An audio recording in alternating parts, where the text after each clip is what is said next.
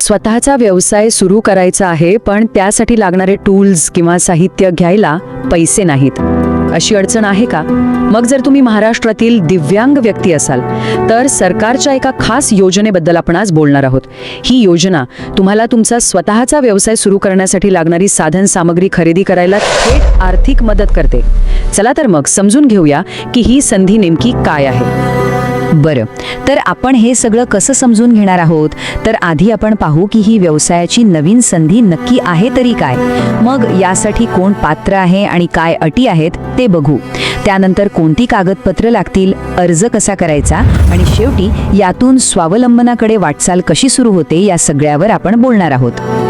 असं बऱ्याचदा होतं नाही का, की आपल्याकडे एखादं कौशल्य असतं, एखादी कला असते, पण ते वापरून व्यवसाय सुरू करण्यासाठी लागणारी साधनच नसतात.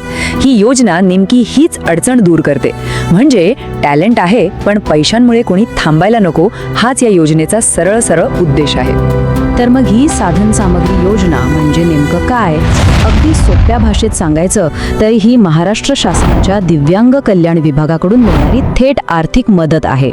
तुमच्याकडे एखादं कौशल्य आहे पण ते प्रत्यक्षात आणायला भांडवल नाही, तर ही योजना त्या दोघांना जोडणारा एक महत्त्वाचा पूल आहे असं समजा. चला आता येऊया सगळ्यात महत्त्वाच्या मुद्द्याकडे. या योजनेचा लाभ घेऊ कोण शकतं? कारण या योजनेचे फायदे घेण्यासाठी सरकारने काही नियम आणि निकष ठरवले आहेत. ते नीट समजून घेणं खूप महत्त्वाचं आहे.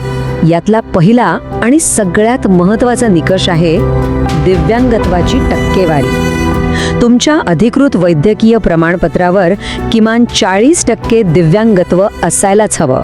हो, हा आकडा नीट लक्षात ठेवा, कारण ही पहिली आणि मुख्य अट आहे.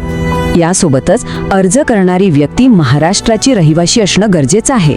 अर्थात दिव्यांग असणं तर आवश्यक आहेच, पण ज्या व्यवसायासाठी आपण मदत मागत आहोत त्याचं काहीतरी कौशल्य प्रशिक्षण घेतलेलं असावं. आणि हो, सगळ्यात महत्त्वाचं म्हणजे स्वतःचा व्यवसाय सुरू करण्याची मनापासून इच्छा आणि तयारी असायला हवी. एक गोष्ट मात्र पक्की लक्षात ठेवायला हवी, ही जी काही आर्थिक मदत मिळणार आहे ती फक्त आणि फक्त व्यवसायासाठी लागणारी साधनं आणि साहित्य खरेदी करण्यासाठीच वापरायची आहे. तिचा दुसरा कोणताही उपयोग करता येणार नाही. आणि हो, अर्ज करताना माहिती खरी द्या, कारण जर माहिती चुकीची दिली तर अर्ज सरळ सरळ रद्द होऊ शकतो.